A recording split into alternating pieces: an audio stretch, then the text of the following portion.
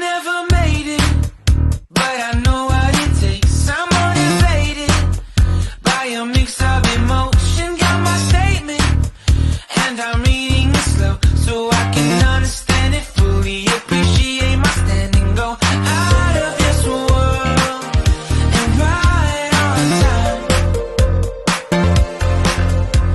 Oh, never in my life have I seen the sky light up like this. I'm far away from Earth and I wanna know if you exist. Mission control, do you read me? Send me my coordinates lately. Mission control, am I drifting?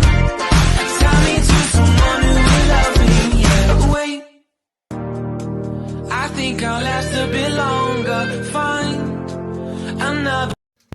Welcome everyone. Welcome everyone. Welcome everyone to another Ref Brandon and the Todd family YouTube video. Wherever you are, whatever you may be doing, thank you so much for making Ref Brandon and the Todd family a part of your day. We always greatly appreciate it. Hopefully everybody is ready for their first full weekend under daylight savings time. I did not know this until earlier this week that we actually tried a permanent time change to daylight savings time one time back in 1974, and it lasted 1 year. And I did not know that because nobody that was alive ever talks about it. They make like we've never tried it before. And I was not alive in 1974, so we'll see whether or not we actually try it again permanently. But we did try it back in 1974, and it lasted 1 year. And then we went back to having the time change twice a year. But today, here on the channel, I want to talk some NASCAR. I want to talk the results from last weekend, and then I've got a couple of thoughts on the whole Rick Hendrick thing that's going on right now. But first, in case you missed any of the action from last weekend, Saturday in the Xfinity Series race, Sammy Smith came home with the win, followed by Ryan Truex, Sheldon Creed, Riley Herbst, Chandler Smith, John Nemechek, Austin Hill, Josh Berry, Kyle Busch, and Daniel Hemrick. Now, this weekend we are at Atlanta, and all three series are racing, but it's not one of those weekends where we have the trucks on Friday, Xfinity on Saturday, and Cup on Sunday. The trucks and Xfinity are both going to race tomorrow. The truck race will take place at 2 o'clock tomorrow, and then at 5 o'clock tomorrow is the Raptor 250 in the Xfinity Series. Both those races will be on Fox Sports 1, so you'll have both races back to back. The Truck Series did not race last weekend. I'm excited about the races again this weekend at Atlanta, because when I was growing up, Atlanta was a very popular, very good track. And then it got to where for about a decade, the track struggled. Fans just didn't go. The races were just not any good. But after the 21 season, they decided to reconfigure it, and they've pretty much turned it into a super speedway. And last year, the races there were really, really good. I expect no different this year. Last Sunday in the Cup race, William Byron won for the second week in a row, followed by Ryan Blaney, Tyler Reddick, Kyle Larson, and Kevin Harvick. Now, Going into the race last weekend, I was telling everybody that typically, normally at Phoenix, I would pick Kevin Harvick. He's won there, I believe, 9 times. It seems like every time they go to it, Phoenix, Kevin Harvick gets the win. But for whatever reason, the whole Stewart-Haas organization has just struggled the last 2 years. So that's why I didn't think Harvick would win.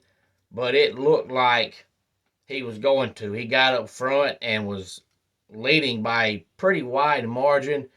And a caution came out with, I believe, 11 laps to go. And Harvick took 4 tires, and the 4 or 5 cars around him all took 2, and that allowed William Byron to get the win. And Kyle Petty is comparing Ryan Blaney to Casey Kane, and I guess I understand it to an extent, because Ryan Blaney was pretty much talked about a lot when he started, as far as how good he was going to be, all the hype around him, and he's won 7 races in his career, but that's it. It seems like he's always up front, but he very rarely gets a win. Matter of fact, he didn't win a race last year. He come close this past Sunday at Phoenix, but close but no cigar. But I wouldn't say that he is compared to Casey Kane by anybody except for Kyle Petty. Because, yeah, Ryan Blaney was hyped up, but when Casey Kane first started, he was going to be the next Jeff Gordon. He was going to be the next Dale Earnhardt. He was going to be the next Jimmy Johnson. They had all this hype around Casey Kane, and Casey Kane sucked. So Ryan Blaney was hyped to an extent, and he was talked about to an extent, but nothing like Casey Kane was. When Casey Kane first started, you'd have thought he was going to win every race of every year and win every championship, and it just never happened. 6 through 10 was Christopher Bell, Chase Briscoe, Kyle Busch, Alex Bowman, and Josh Berry. Now, late in that race Sunday, Denny Hamlin took out Ross Chastain, and Denny Hamlin came out, I believe it was on Tuesday, and admitted that he intentionally took out Ross Chastain. He said, I knew that I was falling back and I was going in the wall, and I felt like I was going to take Ross Chastain with me. And you got to give Denny props for being honest and being truthful. But most drivers, even if we know it was intentional, they'll come out and say it wasn't intentional, because they know if they admit it, they're going to get in trouble. And according to some now, Denny's in trouble, but I give him props. He admitted it. I took Ross Chastain out on purpose. I wanted to. So their rivalry continues to get bigger and bigger and bigger, which is good, because NASCAR needs rivalries, and I don't like either one of them, so they can wreck each other every week if they do so choose. But the Cup Series boys back on the track Sunday afternoon from Atlanta. It is the Folds of Honor Quick Trip 500 at 3 o'clock Sunday afternoon. Now, onto the Rick Hendrick thing. If you're a NASCAR fan, you know this. If not, you may not know, but earlier this week, the whole Hendrick organization was handed down the biggest fine in NASCAR history.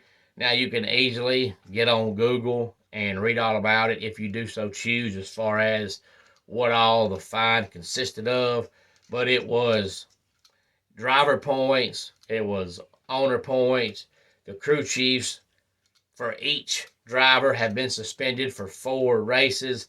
Of course, Rick Hendrick is going to appeal, but I don't understand why everybody is up in arms about it, because this has been going on with Hendrick Motorsports for years. When Jeff Gordon raced, when he had Ray Evernham as a crew chief, Ray Evernham was constantly in trouble, being fined, being suspended for cheating. And that's why Ray Evernham finally left the sport of NASCAR, because he was always in trouble. When Jimmy Johnson raced, at least 3 or 4 times a year, Chad Knaus was either fined and or suspended for cheating. So this has been going on with Hendrick for years. So now, why are we all of a sudden acting like we're shocked about it? Rick Hendrick's always done this. He's always tried to get a leg up on the competition, and I don't understand it, because he's the richest owner in NASCAR, so he already has the best equipment. So why do you need better than the best? The best is as good as it can get, and he already has the best equipment, and he's trying to cheat to get it even better. So all 4 crew chiefs have been suspended. So our interim crew chiefs for right now, starting Sunday, we have Kevin Meendering, who is crew chiefing for Kyle Larson, and we have Tom Gray for Josh Berry, Brian Camp for William Byron, and Greg Ives for Alex Bowman. Now, Greg Ives and Kevin Meendering both used to be full-time crew chiefs before they moved up at Hendrick, and now they work more behind the scenes, but they've got plenty of experience. But Tom Gray and Brian Camp are completely different. They don't have all the experience of Greg Ives and Kevin Meendering, but those 4 guys are the fill-in crew chiefs for now, and we'll see where the Rick Hendrick appeal goes. I don't think it's going very far, because NASCAR plainly said in their statement before the season that you could not touch any of the cars, and Hendrick did. But of course, everybody always appeals, so we'll see where it goes.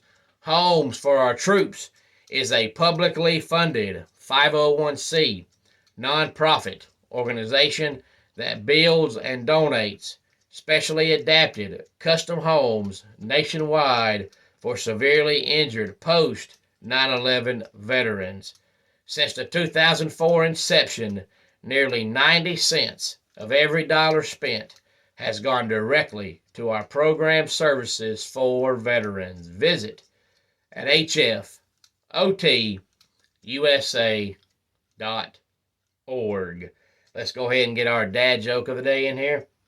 My wife just confessed that she broke my favorite lamp. I don't think I'll ever be able to look at her in the same light again. And that wraps it up for today's Ref Brandon and the Todd Family YouTube video. Until next time, it's Ref Brandon saying, just like in pro wrestling, life can be over by the count of 3.